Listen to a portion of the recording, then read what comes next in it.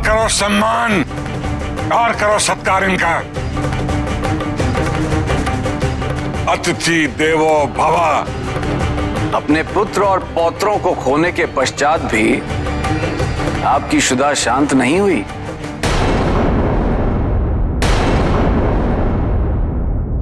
यदि आपकी जगह कोई मनुष्य या कोई देवता होता तो सब कुछ त्याग के चला गया होता, किंतु आप असुर हैं ना, और असुरों को अपने स्वार्थ के परे कुछ दिखता कहां है।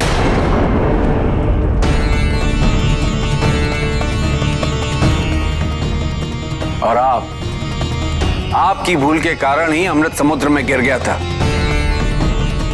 इसीलिए समुद्र मंथन कर अमृत निकालने के लिए आपको देवताओं की सहायता करनी होगी। किंतु ज्ञात रहे, चूंकि आपके और मेरे युद्ध के परिणाम के पूर्व ही अमृत समुद्र में गिर गया था, इसीलिए समुद्र मंथन के पश्चात प्राप्त हुए अमृत पर भी केवल देवताओं का ही अधिकार होगा। सिर्फ हमारा अधिकार होगा। राजा बलि के द्वार पर जो भी आया है कुछ न कुछ पाकर ही गया है, किंतु आप तो अतिथि के वेश में मेरा अपमान करने आए हैं, सहायता मांगने नहीं। ये आपसे किसने कह दिया कि मैं आपसे सहायता मांगने आया? मैं तो यहाँ पे असुरों को देवताओं की सेवा करने का अवसर देने आया। देवराज इंद्र, आप मुझे आतिथ्य की मर्यादा का उल्लंघन करने पर विवश कर रहे हैं।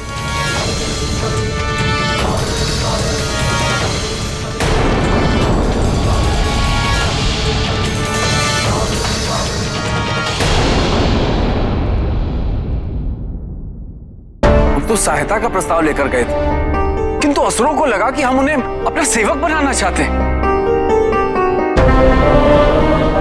अपनी मूर्खता के कारण उन्होंने संधि का यह प्रयास भी विफल कर दिया।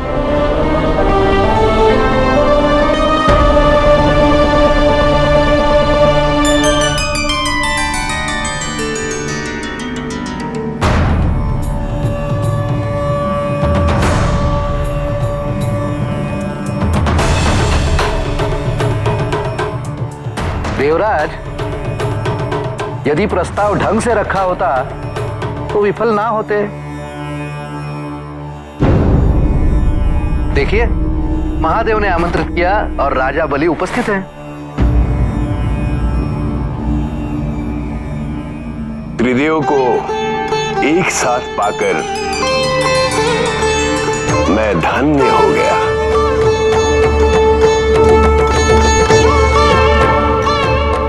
बलि, अमृत के अभाव में यह संसार अनर्थकारी सिद्ध होगा। हमें समुद्र मंथन की प्रक्रिया शीघ्र ही आरंभ करनी।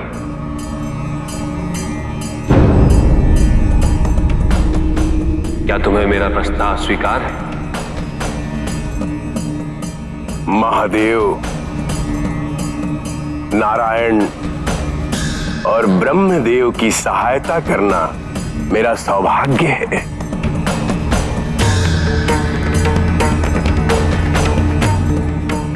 महादेव, मैं और संपूर्ण असुर जगत मंथन के लिए तत्पर है।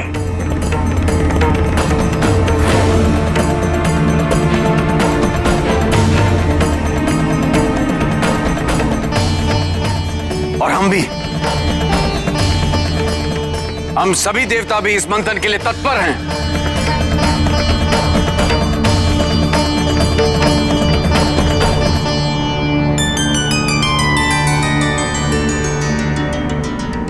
हम सब कल एकजुट होकर समुद्र मंथन की प्रक्रिया को आरंभ करें।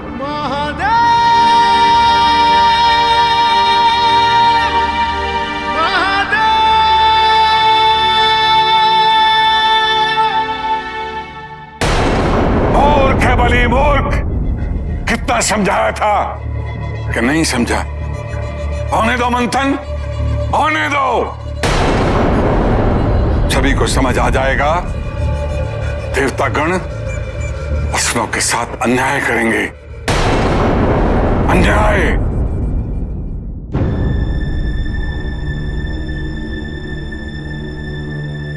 आपकी व्याकुलता मुझे यहां खींच लाई बहन।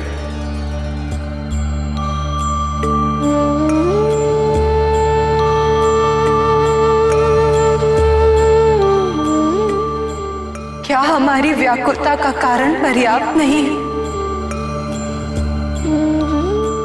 उचित नहीं है? आपने तो हमें बहन माना है, आप तो हमारी व्याकुलता समझिए।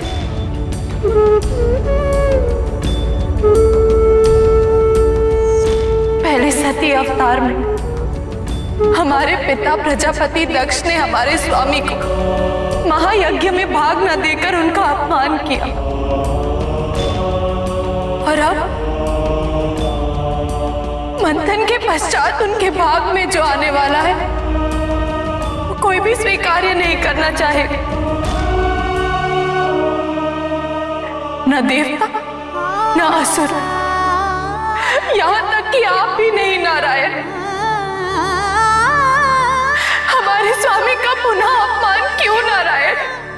बताइए, क्यों हमारे स्वामी को समुद्र मंथन से निकला विष पीना पड़ेगा? बहन, महादेव देवताओं और दानवों के मध्य विषमता मिटाना चाहते हैं। वो इस संसार में स्थिरता और शांति लाना चाहते हैं, जिसका माध्यम ये समुद्र मंथन बन सकता है। मंथन से अमृत भी निकलेगा और विष भी, किंतु सत्य तो यही है, अमृत तो हर कोई ग्रहण करना चाहता है, किंतु विष कोई नहीं चाहता। और यदि ये विष इस संसार में फैल गया तो इसका परिणाम क्या होगा ये हम सब जानते हैं। इसीलिए महादेव इस संसार को अमृत दान और विष से रक्षा करने हेतु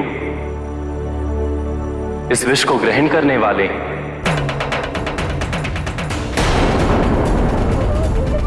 इसीलिए वो महादेव देवों के देव, उन्हें कोई क्षति नहीं पहुंचा सकता।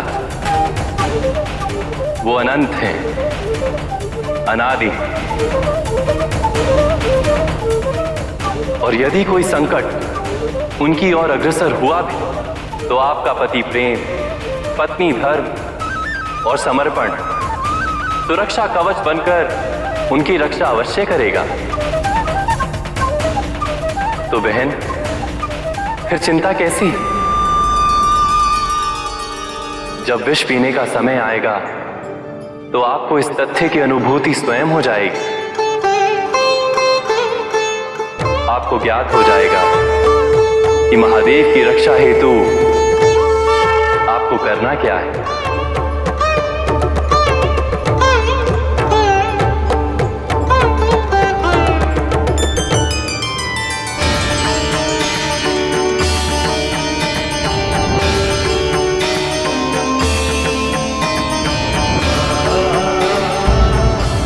जैसे व्यवहार की अपेक्षा हम दूसरों से करते हैं, वैसा ही व्यवहार हमें दूसरों के साथ करना चाहिए। यदि हम चाहते हैं कि दूसरे हमारा सम्मान करें, तो पहले हमें उनको सम्मान देना होगा। यदि हम दूसरों से सत्यनिष्ठा की अपेक्षा रखते हैं, तो हमें पहले अपने व्यवहार में सत्यनिष्ठा प्रत्यक्ष करनी होगी। यही समुद्र मंथन का मूल सिद्धांत होगा। यदि हम चाहते हैं कि समुद्र मंथन हमारे लिए हितकारी हो, तो हमें प्रयास करना होगा कि ये समुद्र मंथन देवताओं के लिए भी उतना ही लाभकारी सिद्ध हो।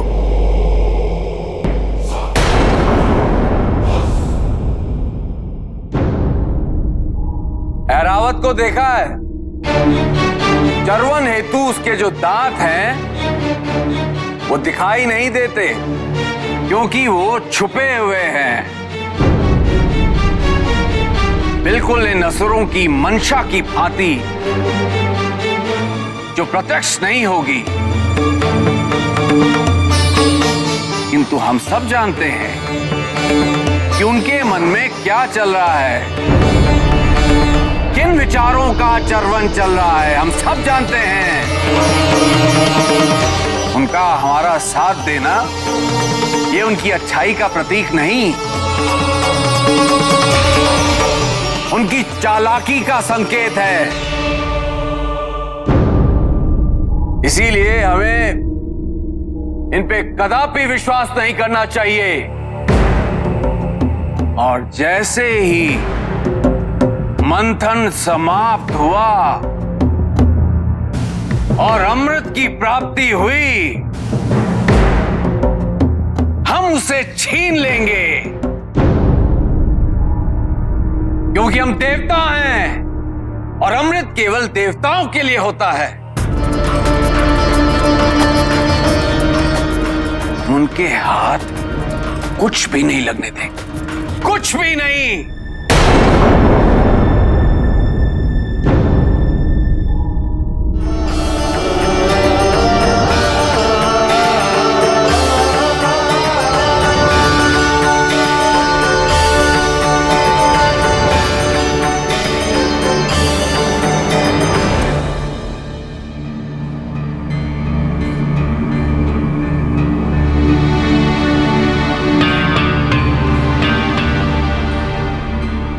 स्वामी।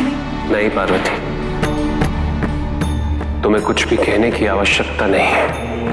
कहने दीजिए हमें स्वामी। जब हमें ये ज्ञात हुआ कि मंथन से निकला विष आपको पीना होगा, तब हम अत्यंत विचलित हो उठे थे। समझ नहीं आ रहा था कि आपको रोकना उचित होगा या ना रोकना, किंतु अब हमारी सारी शंकाएं दूर हो गई हैं। आप जाइए स्वामी और अपने जगत पिता होने का दायित्व निभाइए।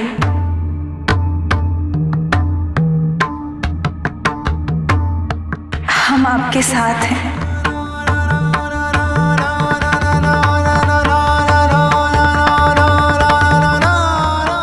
आपकी पत्नी होने का दायित्व हम हर प्रकार से निभाएंगे। यदि तुम अपना समर्थन व्यक्त ना करते तो भी मुझे ये विष पीना ही होता।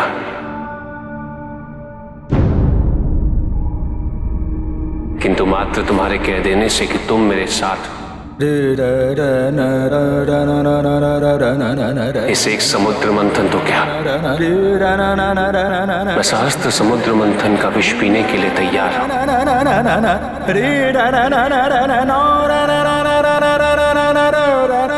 पार्वती, तुम मेरी शक्ति ही नहीं, मेरी प्रेरणा भी हो।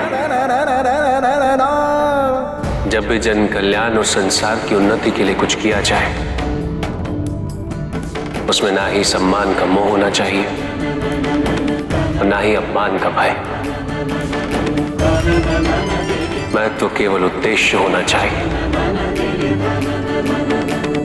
हम उससे क्या खोएंगे और क्या पाएंगे, ये महत्व नहीं है। इस संसार को हमसे जो भी अपेक्षाएं हैं, उसकी पूर्ति के लिए हम सदैव प्रस्तुत रहेंगे। मैं और तुम इस संसार को किसी भी विष से संक्रमित होते नहीं देख सकते। क्या तुम मेरे कथन से सहमत हो पार्वती?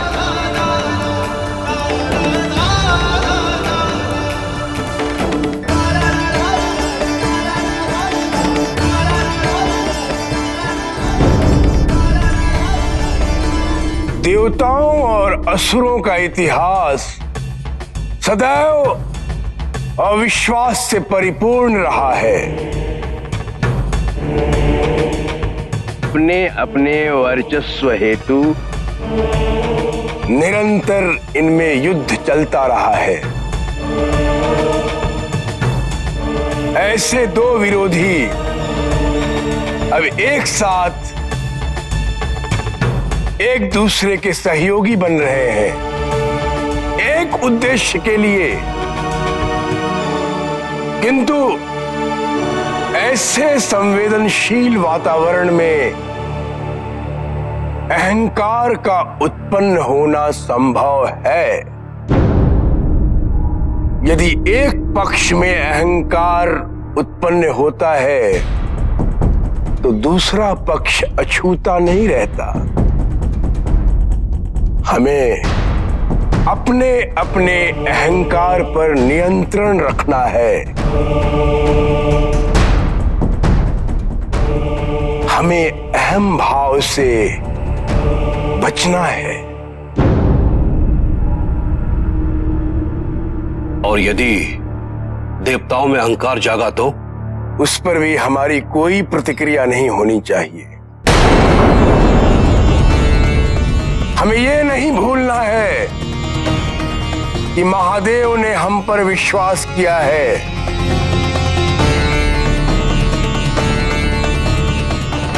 हमें दूसरा अवसर दिया है और इस बार हम असुरों का जो अधिकार है हम उसे प्राप्त करेंगे, किंतु अपने परिश्रम से।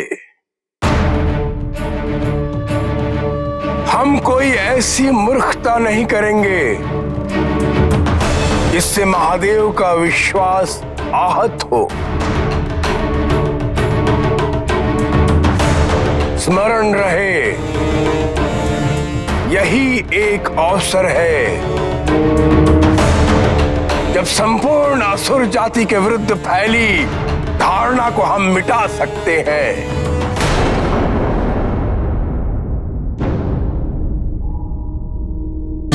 अकेले देवताओं के लिए यह कार्य करना संभव नहीं था, और यदि हम उन असुरों का साथ न लेते तो कोई न कोई व्यवधान अवश्य उत्पन्न करते। हमें तो केवल भ्रातृत्व का थोड़ा सा प्रदर्शन करते हुए उन मूर्खों का लाभ उठाना है, और जैसे ही हमारे उद्देश्य की पूर्ति हुई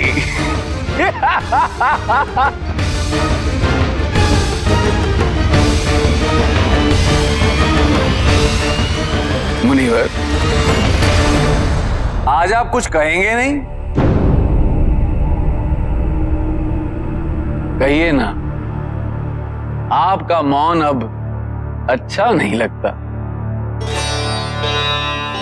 नारायण नारायण। देवराज, इससे पूर्व आपने कभी मेरे कथन पर ध्यान नहीं दिया, किंतु आज मेरा कथन ध्यान से सुन लीजिए। अहंकार जिसका स्वामी होता है उसका पतन निश्चित होता है, और अहंकार को जो अपना दास बना ले उसके उत्थान में कभी कोई बाधा नहीं आती। महादेव, नारायण व ब्रह्मदेव जो भी कर रहे हैं वो किसी स्वार्थ पूर्ति हेतु नहीं, समस्त संसार के कल्याण हेतु है। इसीलिए त्रिमूर्ति द्वारा निर्धारित नियमों का अनुसरण करें तो आपके लिए अच्छा होगा। नारायण नारायण।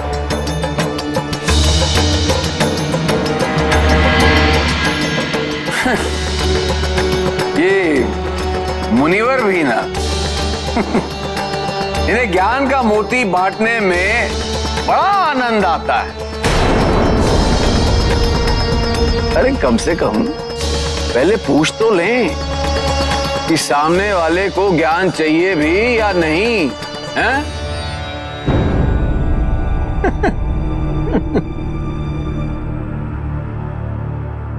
देवराज, हाँ प्रस्थान का समय हो गया है। हाँ, समय हो गया है।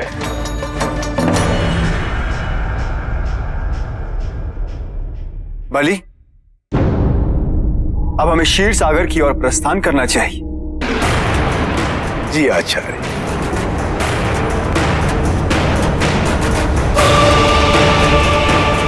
महाराज, आप हमारे साथ नहीं आएंगे? हाँ, मैं तो सदैव तुम्हारे साथ हूं।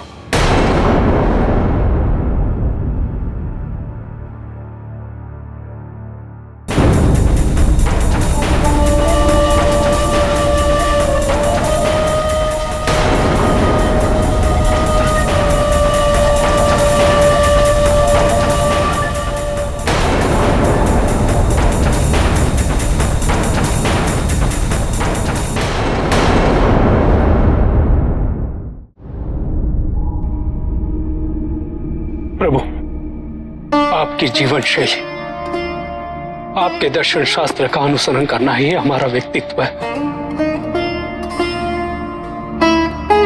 आपको भस्म प्रिय है तो भस्म हमें भी प्रिय हो गई।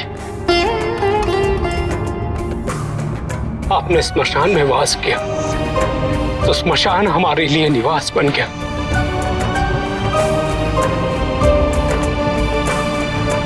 आपकी प्रसन्नता ही हमारे लिए हमारे सुख का कारण है।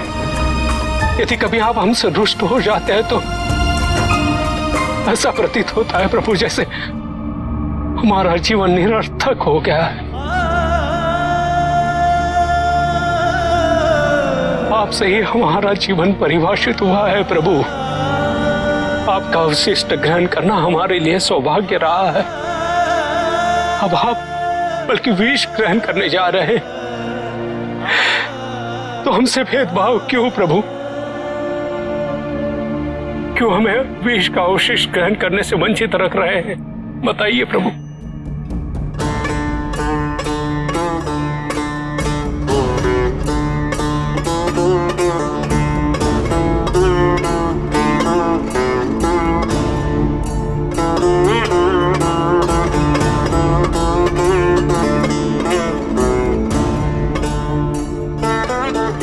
ऐसा कदापि नहीं है नंदी।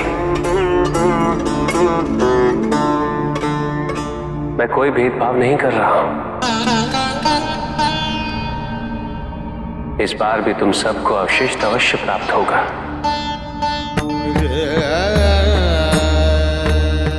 किंतु विष का अवशिष्ट अमृत ही हो तो इसमें मैं क्या कर सकता हूं? नहीं प्रभु नहीं, हम भी विष ग्रहण करेंगे। हम सभी गण प्रेत तत्पर है प्रभु। नंदी, हम सबके अपने अपने कर्तव्य होते हैं जिन्हें निभाना आवश्यक है। विष पीना मेरा दायित्व है और इसकी पूर्ति मैं अवश्य करूंगा।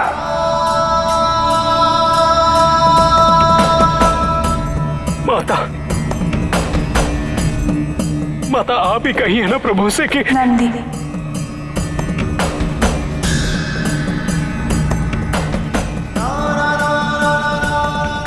यदि तुम सब भी मंथन में चले गए तो यहाँ अशोक सुंदरी का ध्यान कौन रखेगा? कौन करेगा उसकी रक्षा?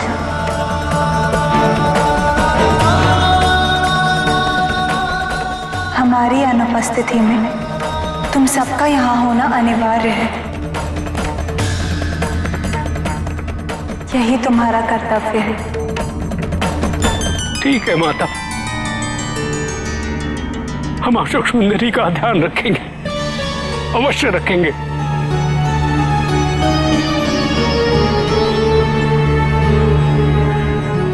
प्रभु,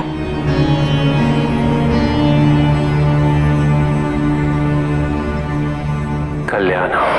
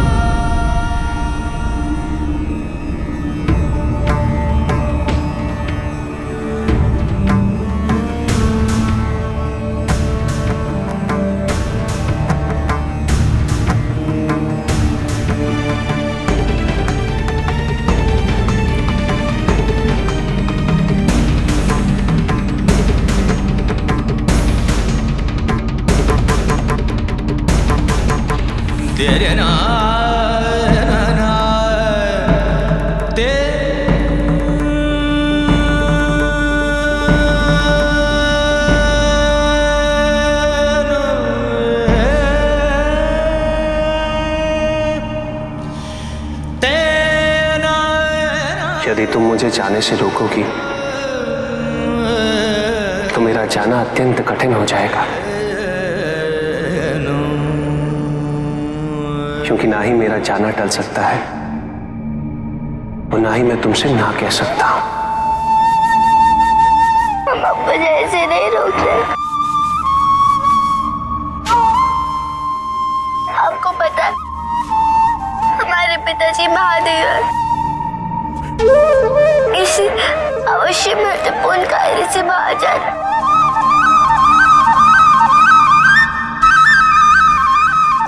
आप जा सकते, किंतु हमें एक वचन देकर।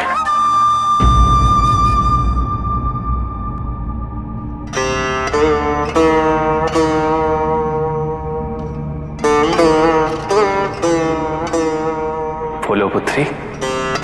आप अपना कार्य समाप्त करके शीघ्र हमारे पास लौट आएंगे।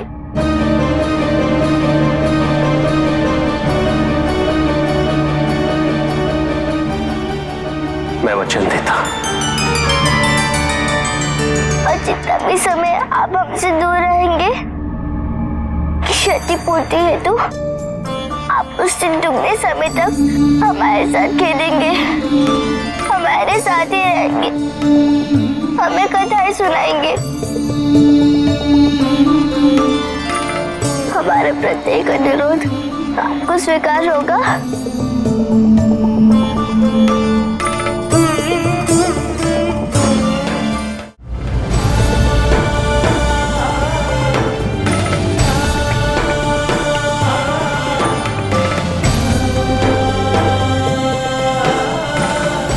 धन्य हूं मैं,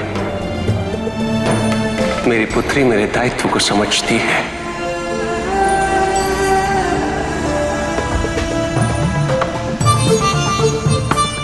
स्मरण रही पुत्री, जितनी शीघ्रता तुम्हें मुझसे मिलने की होगी, उतनी ही व्याकुलता मुझे तुम्हारे पास लौटने की होगी।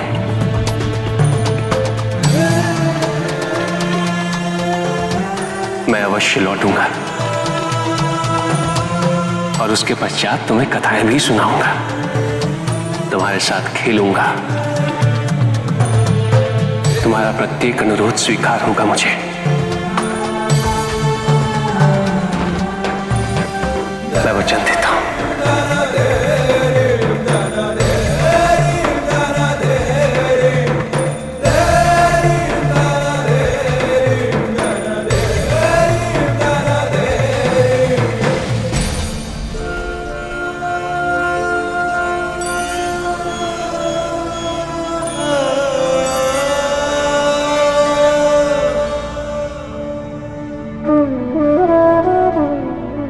कल्याण हो।